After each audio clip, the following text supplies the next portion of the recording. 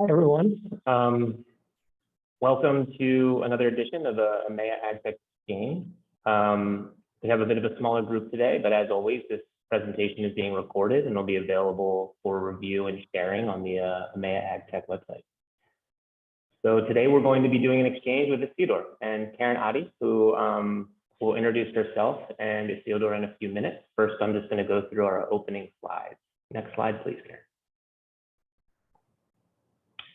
These are just general introductions. This will be incorporated into the slide deck. It's available afterwards if you wanted to get in contact with either of us for any reason. And I'm Casey Harrison. I've been leading the AgTech working group at EMEA as a Nuru International Network member for the past 3 years. And we're really excited to have Karen Adi from Isidore as a co-founder here to present more about their solution today. Next slide, please. So these are always the kind of priorities setting that we do in these webinars, just to give people a feel for what the EMEA AgTech working group is and what its aims are.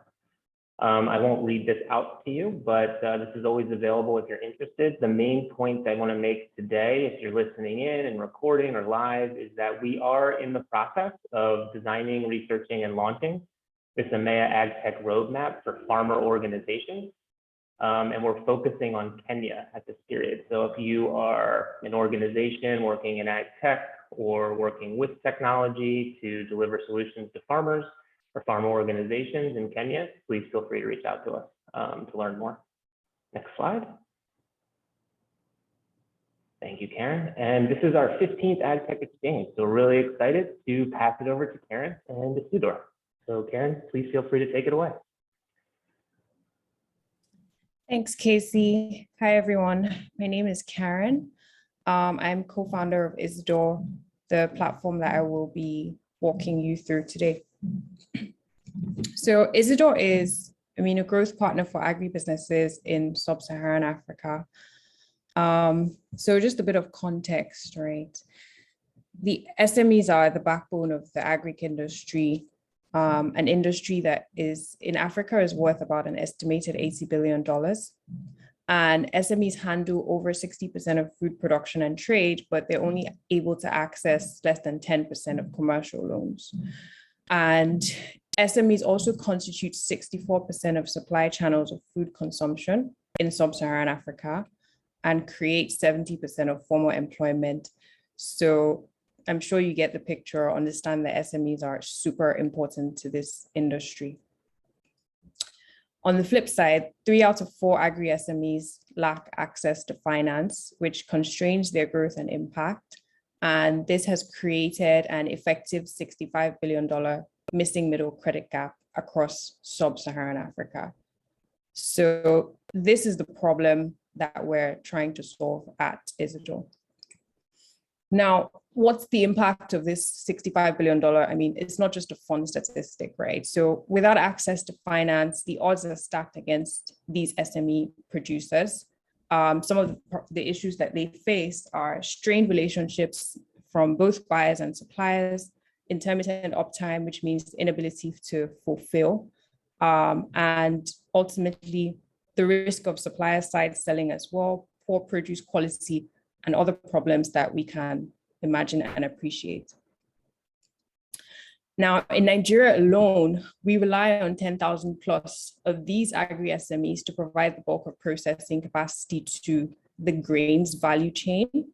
And this represents an opportunity for anyone who is able to provide financing or access to capital to SMEs who are in the middle of this value chain. So maize, for instance, is estimated at 10 million metric tons produced annually in Nigeria, valued at just under $3 billion, and is processed and aggregated by 3,500 operators, of whom 70% of these are SMEs. And it's a similar sort of picture with the key grains, rice, sorghum, animal feed, and sesame. So what we're looking at is a total 27 million metric tons produced annually in Nigeria in grains and valued at this much. And 70% of this processing and aggregation is done by SMEs. Now, the challenge for us was, how can we leverage technology to enable financiers to de-risk purchase order financing for these producers and aggregators in the grains value chain? And how can we substantially reduce operating costs for purchase order financing? So another fun fact is the risk associated with purchase order financing in the agri sector is considered as high as other verticals, according to commercial banks. And that's one of the reasons why they can't access capital. How can we also use technology to enable financiers to increase throughput, quicker turnaround times for the fulfillment purchase orders of grain in Sub-Saharan Africa? Based on those challenges, we create a platform called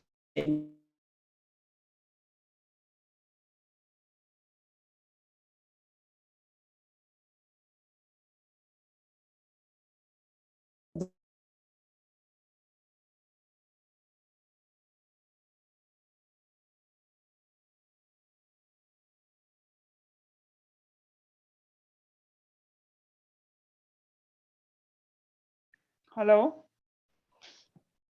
Yeah, thank you. I think Karen's just having a bit of internet trouble. I think, Karen, are you back? Yes. Okay.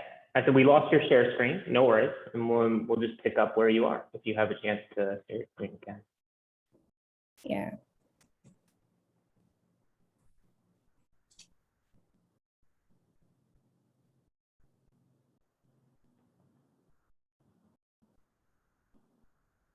Are you able to see my screen now? Yes, we're able to see it. So pick up wherever you're comfortable starting again. Okay.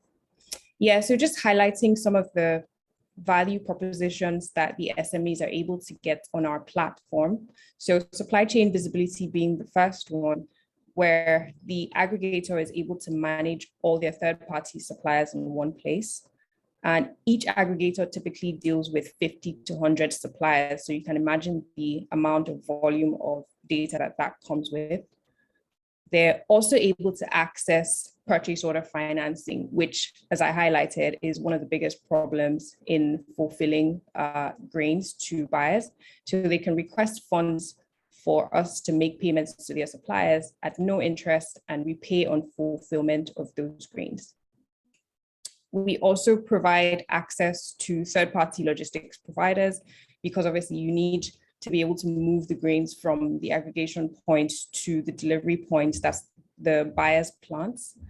And we provide assessment of the produce. So when a purchase order is issued by a buyer, it typically contains specifications around the quality of the grains, things like moisture content, aflatoxin levels, and we're able to give higher quality grains to the buyers because we are testing at the point of aggregation. And then ultimately, we also provide insurance to protect their business at all times and also protects the farm, property, and produce. So how do we define these agri-SMEs? There are typically two categories. What we refer to as aggregators in the first category are a very small business, 1 to 3 man business, most times a sole proprietorship if it's been registered. They have very limited physical business permits, so they may not necessarily have an office. The average purchase order size is $15,000, which represents 50 metric tons worth of grains. And because of their slower turnaround times, their payment terms are typically 30 to 60 days with the final buyer. And then you have the processors, who are the bigger SMEs. They do have staff, and the average purchase order size is 10 times the size of the aggregators, so about $150,000 and 500 metric tons worth of grains. They also typically aggregate more than one kind of commodity. So you'd find that they do paddy rice, soybeans, maize at the same time. They do have a physical location as an office. And in most cases, they're more structured businesses. So they have warehouses, and in some cases, they own their own trucks as well. because of the structure that they have versus these category, their payment terms in terms of fulfillment to the buyers are about half, so 15 to 30 days. Now, how does our platform actually work? So when an aggregator comes to Jinja, the first thing that we do is to perform an assessment and some kind of due diligence. So we're collecting key business information, trying to understand, build a picture about their supply chain. So looking at past purchase orders, making sure that they are who they say they are, and they've been transacting in the business of fulfilling grains to buyers. So we'd be looking to see who their buyers are, who their suppliers are. We would also visit those sites to determine their eligibility. The next step would then be the formal contract signing. So we have an MOU contract that we use for all our SMEs, where we outline the terms and conditions of the engagement and the obligations of both parties, and also have something called a domiciliation letter sent to the final buyer.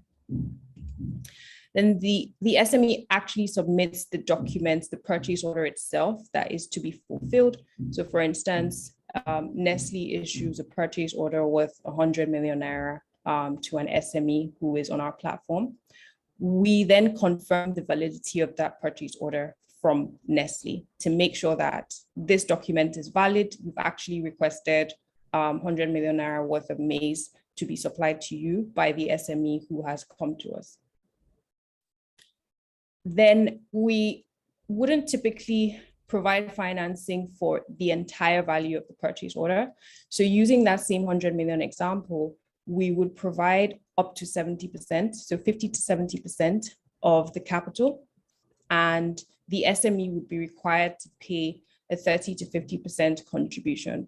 This gives them ownership into the process and also helps ensure that we achieve what we're trying to achieve and return capital at the end of the day.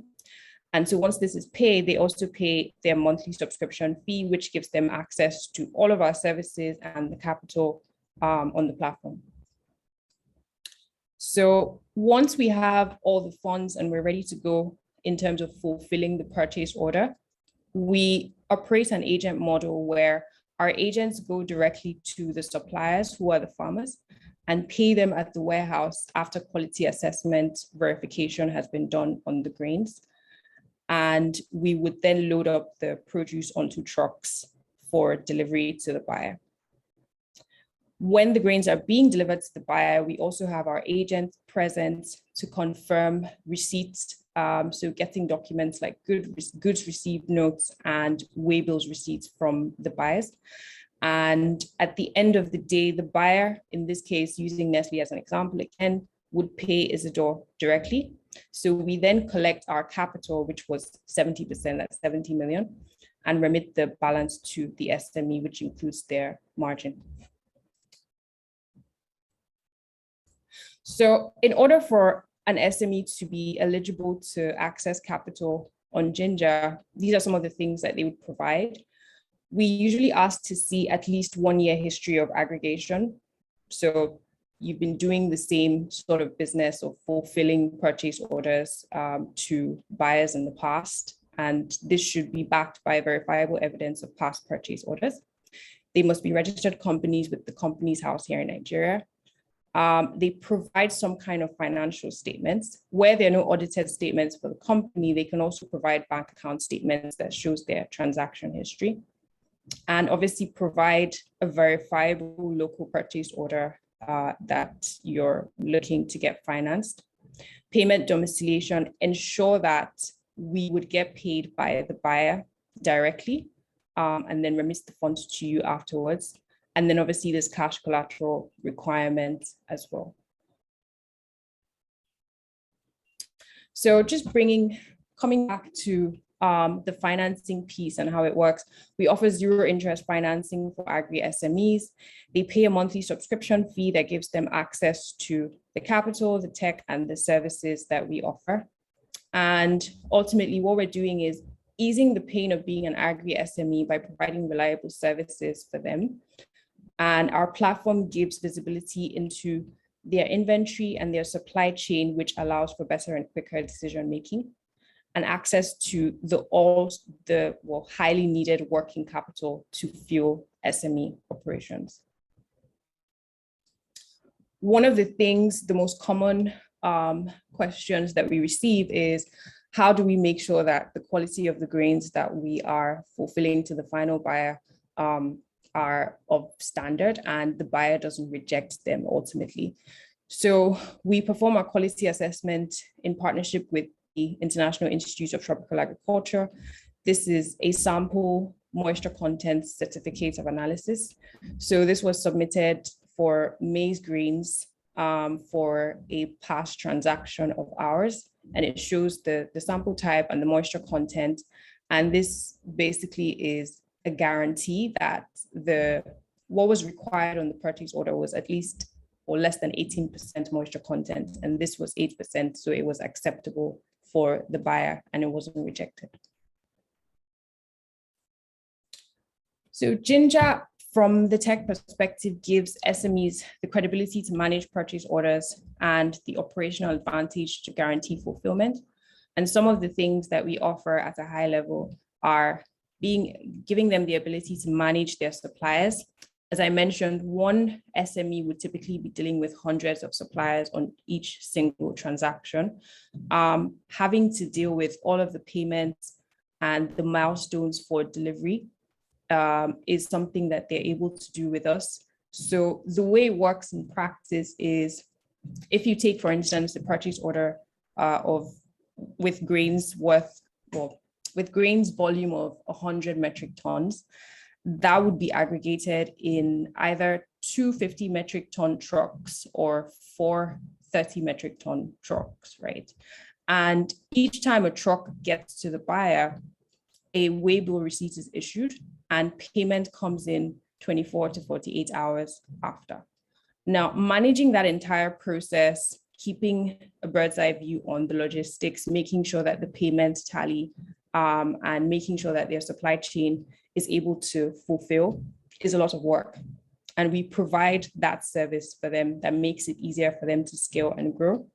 We also obviously provide financier management, so de-risking the process for financiers and making them have visibility into the supply chain and into the entire workflow from start to finish, so that there's more comfort for them to provide additional capital into the value chain. And back office management as well, so automating payments directly to suppliers based on their milestone completion. Now, apart from the tech, there's obviously a human element to this as well, and our scalable agent model underpins our success. So we have agents who are trained agronomers who are deployed to the field before, during, and after financing. Ultimately, they're conducting due diligence on these SMEs, confirming grains and the quality of the grains, and inspecting the final delivery to the buyer. So this just highlights the level of control and reach that we have into the value chain. We're not just offering financing, we're deeply embedded in the process to ensure that higher quality grains are supplied and the fulfillment happens. And ultimately, the processors are able to move food quicker to the end consumers. And currently we cover 5 states in Nigeria, but this is rapidly growing. By the end of 2022, we should be present in 15 states. This expansion will be driven by a number of factors. So the state GDP, but mostly grain production. So what volume of grains is being produced in the state, what's the SME demand in that particular state, and the landmass as well. So just to add some color to how we've been adding value to agri-SMEs, this is one of our customers, a first-time customer. So they've said, we've had the resources and access to scale this, but have always lacked the capital. And then you showed up, this is a brilliant product, thanks for all your help. So we successfully completed one transaction for them where we provided suppliers, logistics, and the capital to move soybeans. And this was a combined value of $82,000. Another customer, this is a repeat customer, who's saying being able to see growth month on month from using Jinja is why we keep coming back, and we tell everyone who will hear about you. The support you provide is really helpful. So they've worked with us 3 months in succession, and they're about to start their 4th transaction. We've done a cumulative value of $300,000 worth of grains for them. So our revenue model, we don't charge interest. Our customers pay us a monthly subscription fee, which ranges from $170 to $5,400. It's determined by the monthly turnover of the SME. It's paid in advance of funding the purchase order, and it gives them all access to the technology, capital, and extension services for fulfilling the purchase order. Ultimately, what Isidore is building is a pipeline for high quality food production, processing, and delivery in Africa. The way in which by being the growth of agribusiness, our platform offers agile technology, zero interest capital, and valuable services for these businesses to grow and scale. Now, the financing is something that we've started with, but ultimately we see this growing into a much bigger platform. We started financing lend and utilize data from our platform for financiers to come and offer these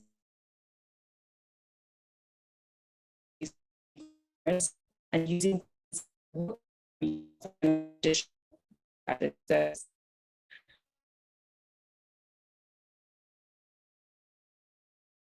to crowd.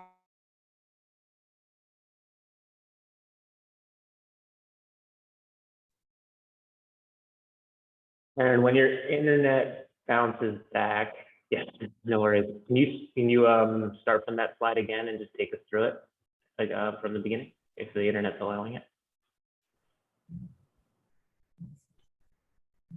Sorry, 1 sec. No worries. These things happen. It's raining. When it rains, it's no worries. Well, the good news about a recording, we can always push past some of these pieces too. So no worries at all. Yeah, just start from the beginning here, and then we'll keep going. Okay. So I was saying the first phase is obviously as us acting as financiers, where we've been financing this using our own balance sheet. And we're using all of the data that we're getting to build out an ERP and a platform. Also building a solid base of SME customers who we start by providing access to finance for them, and then grow and add additional services to help them succeed. And all of this is in order for us to build traction to show that this model is attractive or can be attractive to financiers who currently their issue is not having enough visibility and control within the supply chain. But if Jinja is able to provide that control and visibility, then they should be able to plug in more capital to allow agri-SMEs to grow. So starting next year, we would slowly move away from lending off of our own balance sheets, obviously with limited funds as well, and crowd in additional financiers so that we can scale and perform their lending through Jinja. And ultimately, where we're looking to get to is an all-in-one super application that has partners or service providers offering not just capital, but also logistics, warehousing, quality assessment, and other services for agri-SMEs. And this just speaks to our product roadmap as well. We've launched Jinja, which is targeted at the SMEs in the grains value chain with purchase order financing. But we also see opportunities to build products for the other 2 sides of the value chain as well. So targeting the final buyers and the financiers, offering traceability APIs to unlock additional value in the supply chain, and also coming back to the producers in the supply chain, which are for the most part are smallholder farmers. We already see a gap in terms of financial inclusion when they're getting paid for the grains that they're supplying. And so there's an opportunity to also offer cash in, cash out services that are more targeted at their particular needs, and some kind of lending or decentralized finance that would upskill them. So just in terms of what we need now and how we can add value, obviously looking for additional financiers to come on board and provide access to capital using our infrastructure. We're looking for logistics providers. We're always looking for logistics because the fulfillment of the grains is heavily reliant on this, and there is a short supply of trucks, well, in Nigeria anyway. We're also looking to work with cooperatives and associations as channels for more SMEs to come on board, and other extension service providers who are able to provide some kind of value to this supply chain. Ultimately, what we're trying to do is scale this capital access by expanding our reach in terms of purchase orders financed and in the number of SMEs that we are financing, and continue to build the technology, which is the rails and the infrastructure for SMEs in the value chain through an iterative process. Just to summarize everything that I've spoken to and why we are in business, is this quote. So without greater SME inclusion in value-added production, Africa can never achieve true self-sufficiency. By building Jinja and with our vision to be the pipeline for higher quality food production, processing, and delivery, we aim to get Africa to this point of self-sufficiency. Thank you. So thank you, Karen.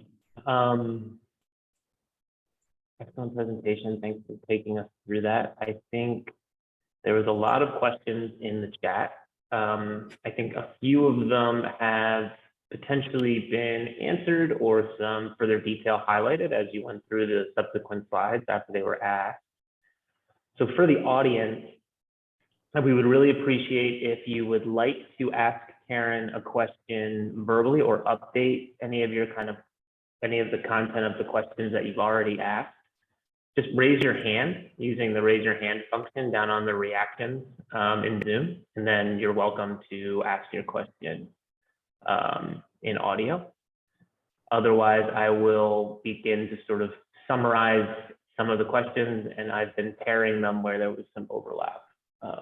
So I'll pause, and then if anyone wants to, looks like Hedwig has their hand raised, so why don't you go ahead and ask a question, please. Hi, Karen. Thanks a lot for this presentation. It talks a lot to all the issues we see on a day-to-day basis. So that's why I had put a lot of questions in the chat. I think the main question I have is, what is the SME doing? If Isidore is doing the checking of the quality assurance, paying the farmers, taking it into the warehouse, putting it in trucks, what is the role of the SME? So I don't get what you do and what the SME still does. Because I understand the 70% plus the 30% financing from the SME is what allows you to pay the farmers. Correct me if I'm wrong.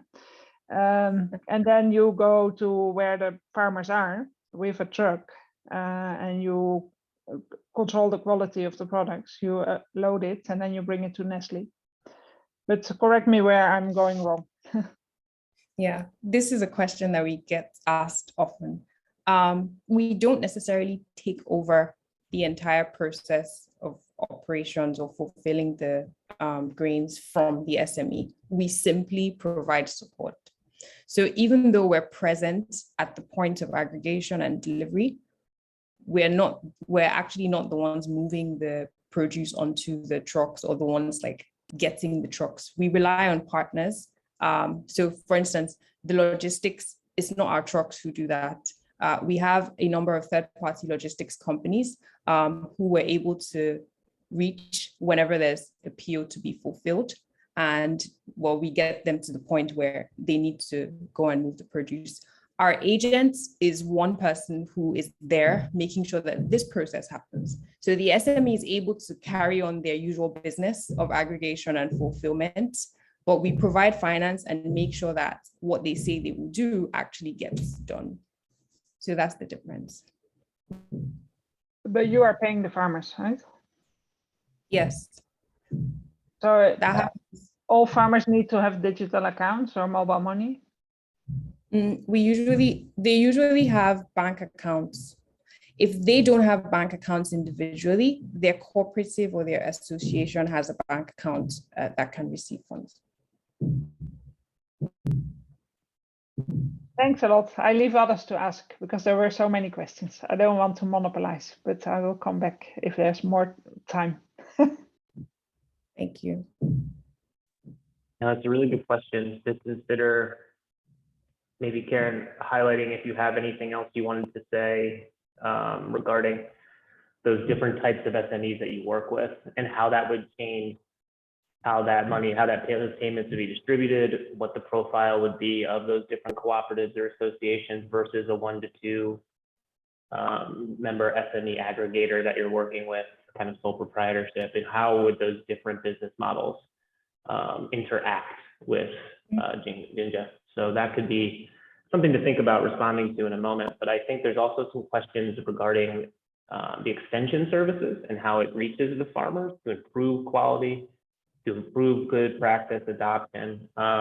Maybe you could talk a little bit more about how that's operating now in this startup phase, and then also how you envision it, because you shared that vision of technology and sort of the bundling of different technology services through the platform tied to the sort of financing. So how do you see those two things working now? And then how do you see it sort of being potentially amplified by either technology, a super app that you create internally as a business, or working with other providers who are already doing a lot of that work to deliver extension services to farmers using digital tools? So maybe you could talk a little bit more about that vision in detail and tie it back to the extension services, if you don't mind. Yeah.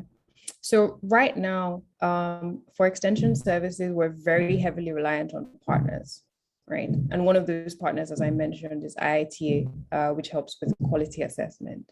And one of the things that we've also started to see is, well, pushing or opening up a channel for those services to also reach the farmers.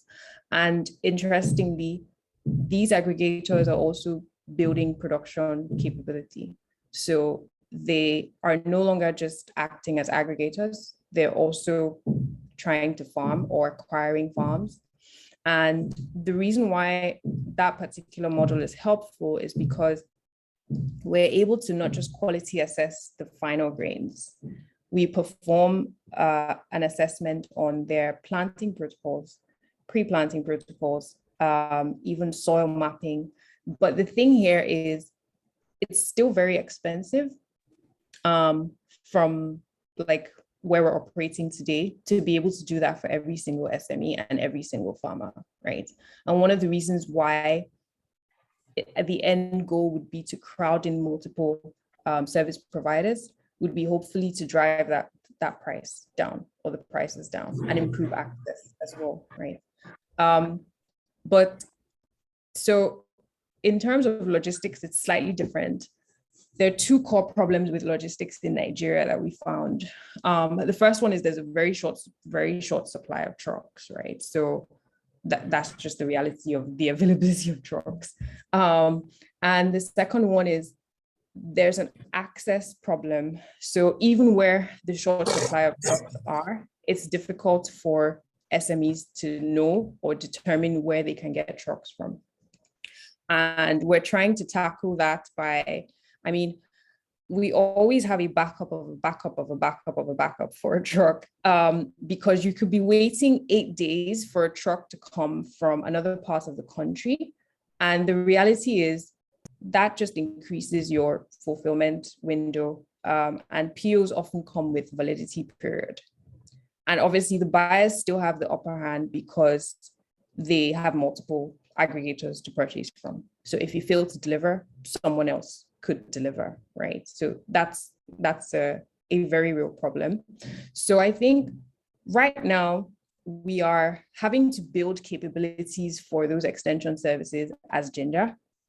And we are going to take these learnings and incorporate them into the platform ultimately, so that those service providers that we then crowd in are able to see exactly what kind of value they need to provide, right? But it's not an easy fix, and it will take time, and that's just the reality of it. No, yeah, thanks for that further context. Yeah, I mean, yeah, transportation logistics can be terribly challenging, and I'm certain with, you know, some of the road traffic and other challenges in Nigeria with large trucks, it's difficult to move them from state to state to be able to be on time with those pickup and deliveries.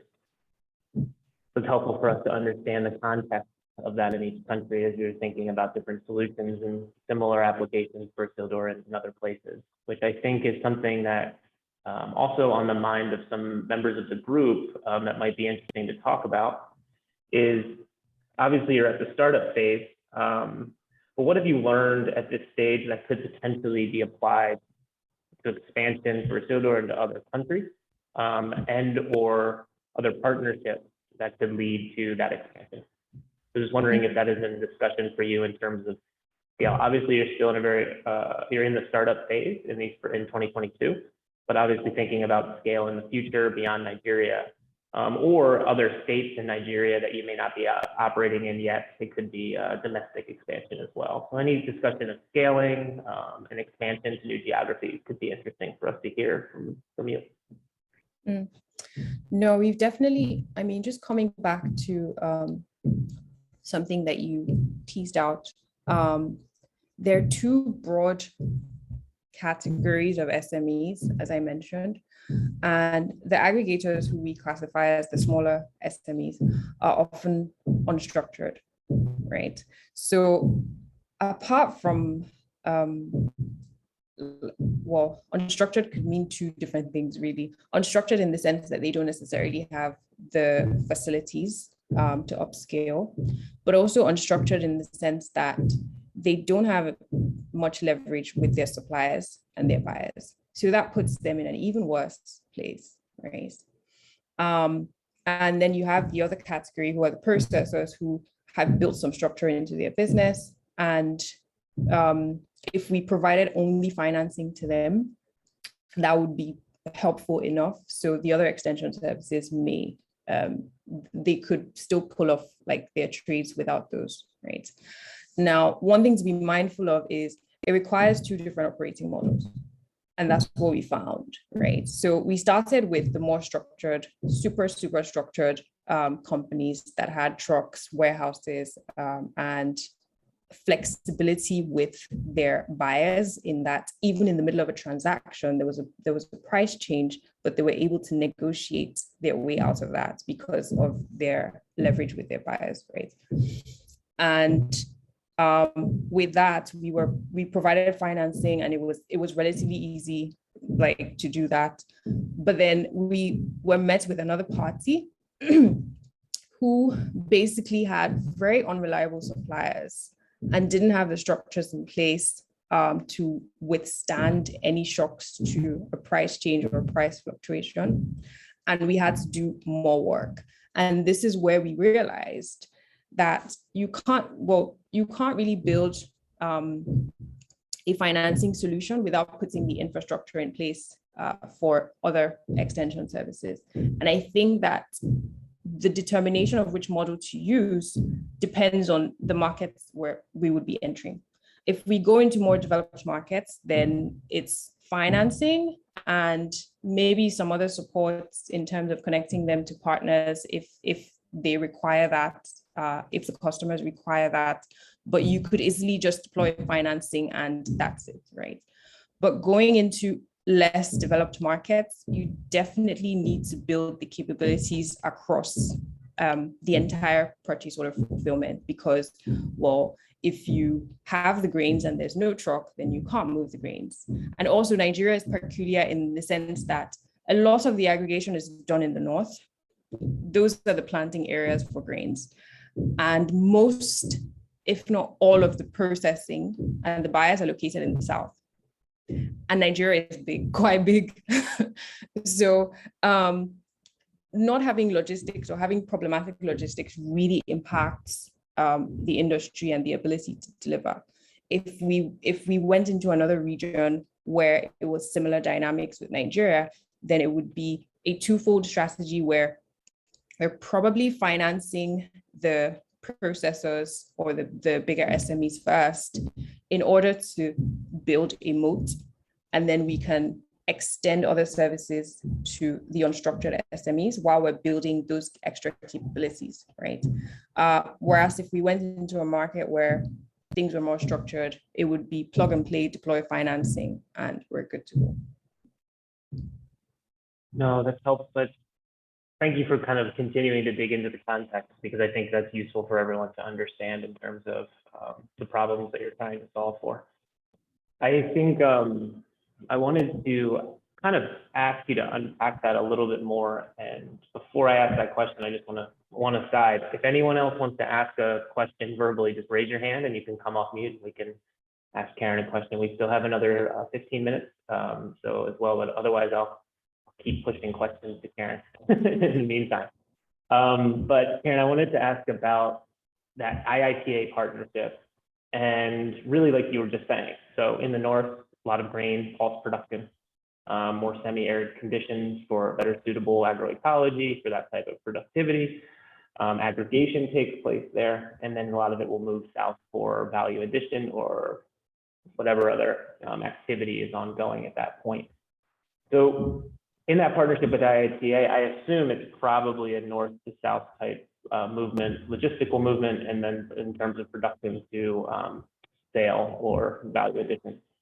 So considering that extension needs in the north, I know I have some awareness myself. I know many of those on the call do. I've spent a little bit of time in the north of Nigeria over the last few years working with Nuru International. And so how do you engage with those farmers, those SMEs, like with that extension through the IITA partnership practically?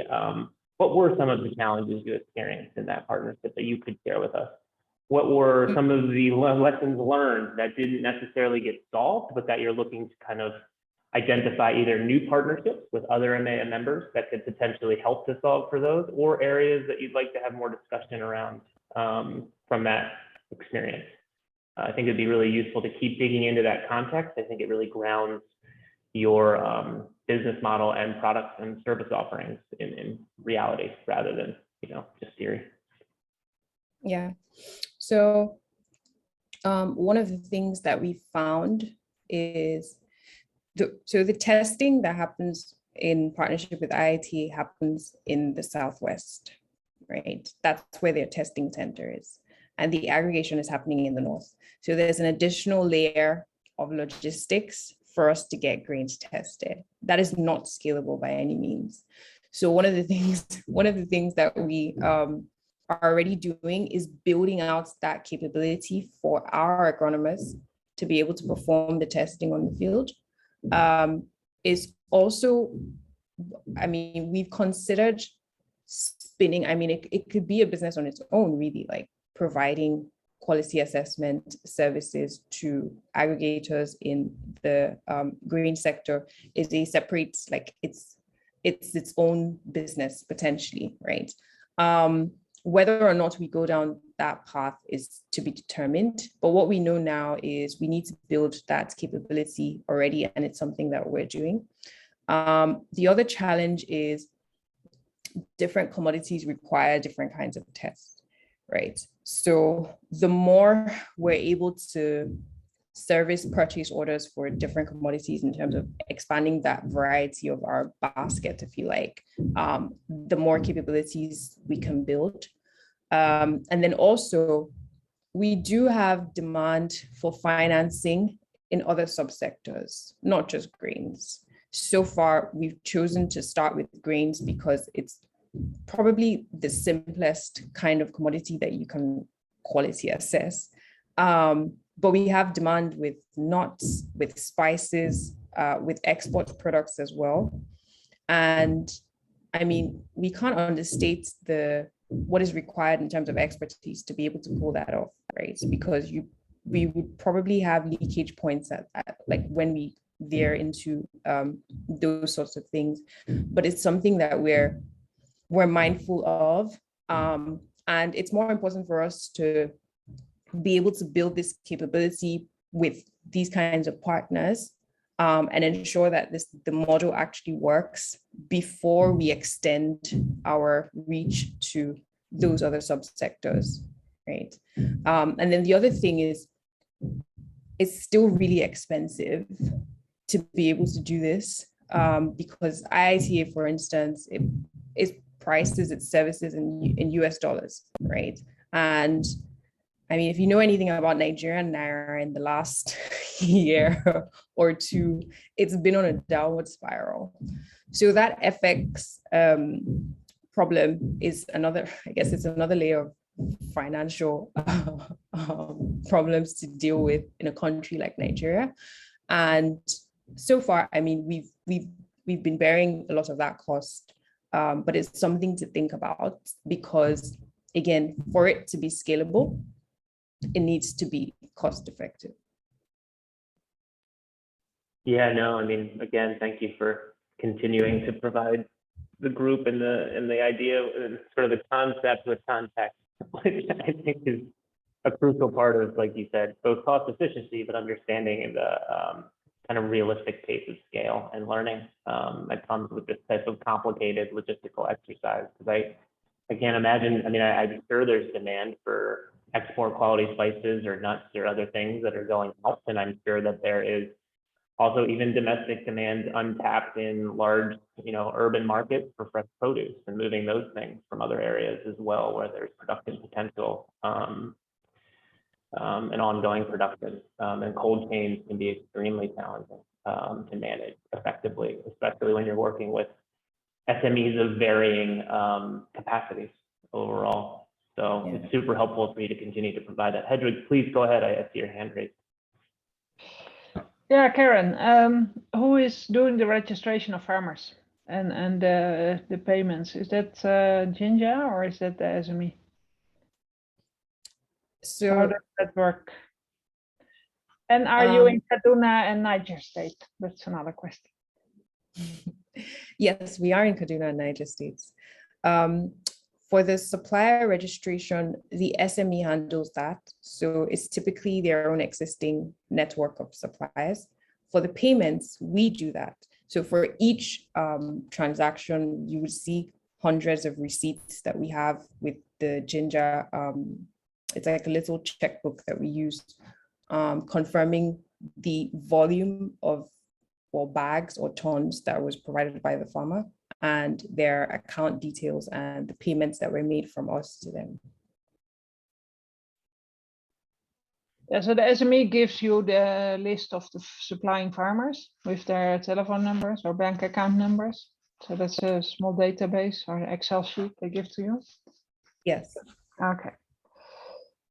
Well, maybe it's good if my Agra colleagues in Kaduna and Niger talk to you to see. Do you know Esther Ibrahim? No. No. Talk to her. Maybe we can exchange emails. Yes, that would be great. Yeah, Hedwig, I mean, please follow up. There's going to be ample opportunity. There's a survey that goes out at the end as well, and you can send direct questions to Karen, and she can follow up with you as well. So we try our best to keep as many channels open for continued follow-up after these conversations. But that brings, I had two more questions, one from the chat and then one for myself based on this conversation at this point that Hedwig brought up. Mobile money in Nigeria, not fully mainstreamed at this stage. It's a little bit opaque, is what I'll say. How are you able to deliver digital transaction service? Like, are you able to reach digital wallets through different platforms that I know exist with many of the different companies that are providing them? There's not like an M-Pesa mobile money solution that every farmer would use, which makes for really easy mainstream transactions. So the MNOs, the mobile network operators, aren't really there to provide that intermediate because of some of the policy changes that are ongoing in Nigeria. So are you able to reach digital people with digital currencies, or are you looking to bulk transactions more because it's more efficient? I was just sort of curious about that, because I know in some states it's very challenging to find an agent network that can turn digital money into cash, which is really what a farmer needs at the end of the day, is an agent network. So I was wondering if you had any thoughts on that. And then I had one other question, which is sort of related and probably, I think it might be, I'm guessing, is how you support your agent network and that you have internally when they're reaching the farmers themselves. I imagine there's probably something that in their role that has something to do with helping to facilitate some of that payment process. But those are the two last questions I have in the last 10 minutes. Yeah, so I think the answer to your question is sort of related to your the second to last point. There are mobile money agents and digital wallets and all sorts of financial solutions, but none of them, I mean, there's a huge disconnect between the value for the farmer and what is being charged by those services. So you find that there's not a lot of, in fact, there's very little adoption by farmers of those agents. It's, I mean, there's a 1% transaction charge for cash in, cash out as an agent. And the farmer would just, I mean, they literally tell us like, I'm not going to incur that, right? Because ultimately you think, I mean, 1% sounds negligible, but if you think about the volume of the sale for the farmer, like last week, one single farmer was aggregated grains worth of 90 million naira. 1% of 90 million naira, I mean, that's like daylight robbery, right? It's a lot. And obviously this is their livelihood, so they're not prepared to incur that sort of cost.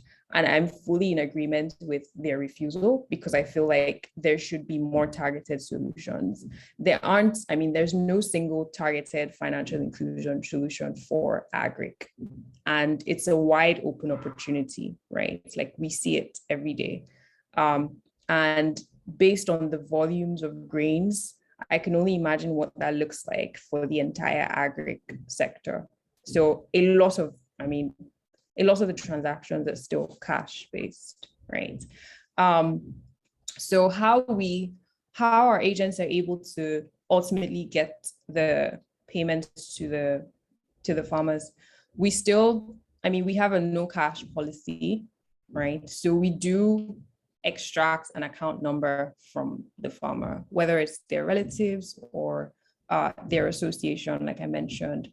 And when the agent is at the point of supply confirming the receipt of the grains, they simply trigger a notification for us to make that payment based on the weight of the produce and the farmer's selling price. And so that's how they make the payment. So they don't actually give the farmers any cash. Yeah. No, thank you. That's helpful. And then we're in the last few minutes, so I won't grill you with any more questions. But if anyone else, or Karen, if you have any last parting thoughts or words you wanted to share with the group, or any questions that we didn't answer or get to, please just use this as your time to make that statement to the group. No, I mean, I think one of the things that I say to my team is the opportunity here becomes clearer and clearer every day with each transaction that we fulfill. I think in order for any kind of financing to be useful in the agric value chain, there needs to be the infrastructure in place and the rails for the movement and movement and fulfilling of grains to happen, right? And it requires a huge amount of work, especially in Western Africa, as we've seen. But all I would say is all service providers and all partners who have some kind of value add or value proposition for this industry, I think we're welcome to work with them, because ultimately we don't believe that we're the one solution that will automatically fix all the problems. We believe that bringing all these service providers to one place, right, can help us actually achieve that. So yeah. Great, thank you for that. Well, thank you very much for taking all the time and extra effort to put together this presentation for the EMEA AgTech Working Group and just EMEA network writ large. And thanks to everyone else who joined from outside of EMEA. If you're interested in learning more, please feel free to reach out to myself or to Felipe as well, who's always helping us with these webinars. So I just want to, if everyone can join in and thank Karen with me, we'll close today's webinar. Thanks, everyone.